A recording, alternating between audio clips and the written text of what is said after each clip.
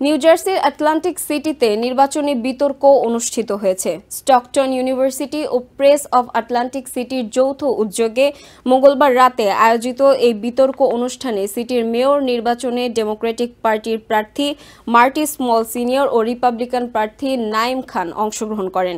Stockton ইউনিভার্সিটির event হলে বিতর্ক অনুষ্ঠানে প্রতিদ্বন্দ্বী দুই মেয়র প্রার্থী তাদের লক্ষ্য ও পরিকল্পনাগুলো তুলে ধরেন এবং সঞ্চালকদের বিভিন্ন প্রশ্নের জবাব দেন। টিম স্মলের প্যানেল থেকে প্রতিদ্বন্দ্বিতাকারী কাউন্সিল এট লার্জ প্রার্থী প্যাটিসিয়া বেইলি, স্টিফেনি মার্শাল ও Sohel Ahmed, Atlantic City school board নির্বাচনে প্রার্থী সুব্রত চৌধুরী, ক্যাশওয়ান ম্যাকিনলে ও হালিশা ব্রিজার্স সহ ডেমোক্রেটিক ও রিপাবলিকান নেতা, সমর্থকরা সহ বিভিন্ন কমিউনিটির বিশিষ্ট ব্যক্তিরা অনুষ্ঠানে উপস্থিত ছিলেন।